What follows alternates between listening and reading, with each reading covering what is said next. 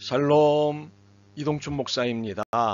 오늘도 여러분의 삶이 주님의 평안으로 가득하시길 기원하며 하나님의 말씀을 나누겠습니다. 오늘 주시는 말씀은 시편 46편 1절에서부터 11절의 말씀입니다. 이 말씀 중에 10절과 11절을 읽겠습니다. 이르시기를 너희는 가만히 있어 내가 하나님 됨을 알지어다. 내가 문 나라 중에서 높임을 받으리라. 내가 세계 중에서 높임을 받으리라 하시도다.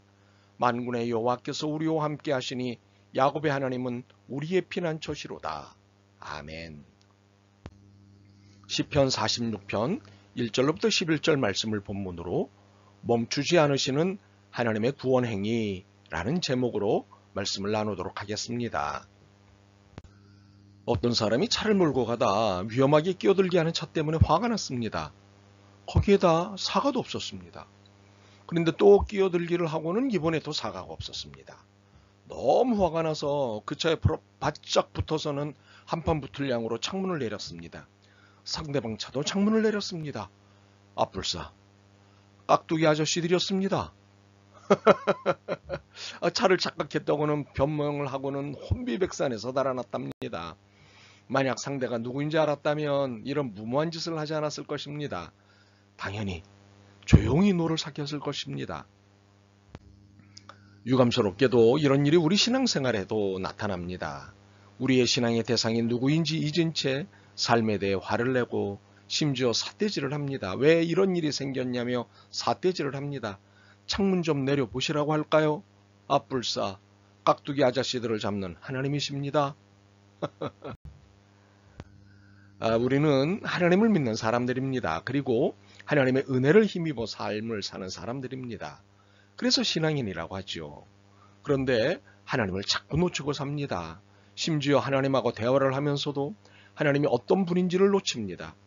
왜 그럴까요? 두 가지로 설명할 수 있습니다. 하나는 외형적인 것으로 환난 때문입니다. 또 하나는 내면적인 것으로 두려움 때문입니다. 시편 기자는 1절에서 하나님을 이렇게 설명합니다. 하나님은 우리의 피난처시오 힘이시니 환난 중에 만날 큰 도움이시라. 시편 기자는 하나님을 환난 중에 만날 큰 도움이라고 설명합니다. 우리는 이 설명에서 우리의 사정을 볼 수 있습니다. 우리의 사정은 환난입니다. 환난이란 어려운 고비를 말합니다. 본문에 있는 것으로 예를 들 수 있습니다. 2절, 3절, 6절 그리고 9절입니다. 땅이 흔들리고 산이 무너지고 물이 소리를 내면서 거품을 내뿜고 산들이 노하여서 뒤흔들리고 민족들이 으르렁거리고 왕국들이 흔들리고 전쟁이 일어나는 것 등이 어려운 고비입니다. 지구의 지각변동으로 인해 심각한 자연재해가 발생하고 세력과 패권 다툼으로 인한 세계 질서가 재편되고 이것으로 인해 전쟁이 일어나는 것은 환난입니다. 이러한 환난 가운데 처할 때 무슨 마음이 생길까요? 두려움입니다. 3절과 10절에서 이를 확인할 수 있습니다. 두려워하지 아니하리로다. 너희는 가만히 있어 내가 하나님 됨을 알지어다. 어려운 고비를 만났는데 평정심을 유지할 수 있는 사람은 흔치 않습니다. 대개가 두려움을 갖게 됩니다. 이 두려움은 불안정을 가져오고 안절부절 못하게 합니다. 가만히 있을 수가 없게 만듭니다. 무엇에도 집중할 수 없게 됩니다. 평정심은 제로가 됩니다. 이렇게 환난은 두려움을 일으킵니다. 결국 환난으로 인한 두려움이 우리의 믿음을 삼키거나 위축시킵니다. 두려움이 하나님이 어떤 분인지를 놓치게 만듭니다. 심지어 하나님께 기도하면서도 하나님이 어떤 분인지를 놓치게 만듭니다. 이처럼 두려움은 믿음을 위협하고 하나님과의 관계를 위태롭게 만드는 큰 요인입니다. 그러므로 신앙생활에서 두려움의 문제는 커다란 숙제가 됩니다.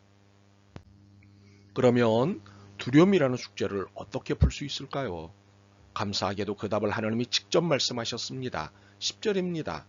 이르시기를 너희는 가만히 있어 내가 하나님 됨을 알지어다. 내가 문 나라 중에서 높임을 받으리라. 내가 세계 중에서 높임을 받으리라 하시도다. 두려움에 대한 하나님의 지침은 너희는 가만히 있어 내가 하나님 됨을 알지어다 입니다. 우리가 갖는 두려움의 본질이 하나님을 놓치기 때문인 것을 하나님은 너무도 잘 아십니다. 그렇기에 우리에게 가만히 있으라고 말씀하십니다. 두려움에서 벗어나기 위해 애쓰는 일체 행동을 멈추라고 하십니다. 대신에 하나님이 하시는 일을 보라고 하십니다. 8절과 9절입니다. 와서 여호와의 행적을 볼지어다. 그가 땅을 황무지로 만드셨도다. 그가 땅끝까지 전쟁을 쉬게 하시며 활을 꺾고 창을 끊으며 수레를 불사르시는도다. 바로 여기서 우리는 하나님의 메시지를 만납니다. 내가 누구인가? 하나님일세. 그렇습니다. 하나님 우리에게 하시는 말씀은 분명합니다. 내가 하나님됨을 아시게입니다. 우리가 이 사실을 놓치지 않는 한, 이 사실을 회복하는 한, 이 사실을 기억하는 한 우리를 감싸는 두려움에서 벗어나게 됩니다. 시편 기자의 확신이 곧 우리의 확신이 됩니다. 1절에서부터 3절입니다. 하나님은 우리의 피난처시요 힘이시니 환난 중에 만날 큰 도움이시라. 그러므로 땅이 변하든지 산이 흔들려 바다 가운데 빠지든지 바닷물이 솟아나고 뛰놀든지 그것이 넘침으로 산이 흔들릴지라도 우리는 두려워하지 아니하리로다. 왜요? 하나님이 하시는 일을 보고 있기 때문입니다. 우리는 이 시점에서 시편 121편이 전하는 하나님의 행위, 하나님의 행하심을 알 필요가 있습니다. 그것은 하나님은 졸지도 아니하시고 주무시지도 아니하시며 영원히 우리를 지키신다는 사실입니다. 오늘의 본문과 시편 121편을 연결하면 하나님의 행위는 언제든지 볼 수 있다는 사실입니다. 그러므로 우리가 잠깐 손을 멈추고 조용히 하고 주목하면 난리 중에 손을 대시는 하나님의 행위를 볼 수 있습니다. 6절입니다. 문나라가 떠들며 왕국이 흔들렸더니 그가 소리를 내심에 땅이 녹았도다. 하나님은 어느 순간에도 구원 행위를 멈추지 않으십니다. 그러므로 우리의 손을 잠깐 멈추고 조용히 하고 주목하기만 하면 언제든지 어디서든지 하나님의 구원 행위를 볼 수 있습니다. 그러므로 손을 멈추십시오. 조용히 하십시오. 주목하십시오. 세상을 통치하시고 구원하시는 하나님의 행위를 보게 될 것입니다. 그런데 우리가 놓치거나 오해하지 말아야 할 것이 있습니다. 하나님이 가만히 계신다는 오해입니다. 5절 하반부를 보면 새벽에 하나님이 도우시리로다는 말씀이 있습니다. 이를 두고 동틀녘이 되어서야 하나님이 도와주시는가라는 해석을 할 수 있습니다. 그러나 이는 오해이고 오독입니다. 하나님이 동틀녘이 되어야 일하신다는 것이 아닙니다. 반드시 하나님의 구원의 역사를 보게 된다는 말씀입니다. 혹시 우리의 눈에 하나님의 그 어떤 행위도 보이지 않을 수 있습니다. 손을 잠깐 멈추고 조용히 하고 주목했지만 하나님의 구원 행위가 보이지 않을 수도 있습니다. 그러나 그것은 하나님의 행위 없음이 아니라 하나님이 일하시는 방식이십니다. 6절과 9절을 보십시오. 문나라가 떠들며 왕국이 흔들리는 상황이 있습니다. 활과 창과 수레가 격돌하는 전쟁의 상황이 있습니다. 이 상황을 보면 하나님이 일하지 않으시는 것으로 보입니다. 그러나 아닙니다. 이 상황이 하나님이 일하시는 방식입니다. 바울이 로마서에서 한 표현처럼 이것이 합력하여 선을 이루시는 하나님의 구원 방식입니다. 헤겔은 이를 두고 수많은 모순들의 변증법적 종합이라고 했습니다. 우리의 눈에는 모순으로 보이지만 하나님은 이 모순들 안에서 하나님의 질서, 구원의 질서를 이루어 가십니다. 종합하여 하나님의 선을 이루어 가십니다. 이것이 역사, 히스토리를 통치하시는 하나님의 방법입니다. 하나님은 오늘의 말씀을 통해 우리의 신앙을 단속하십니다. 내가 누구인가? 하나님일세. 그렇습니다. 하나님은 우리가 하나님을 놓치지 않기를 바라십니다.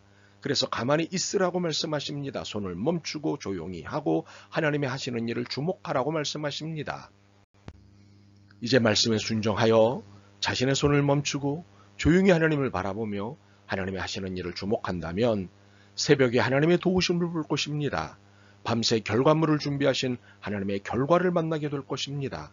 만군의 여호와께서 우리와 함께 하시니 야곱의 하나님은 우리의 피난처시로다. 아멘. 주님, 환난이 두려웠습니다. 고난이 괴로웠습니다.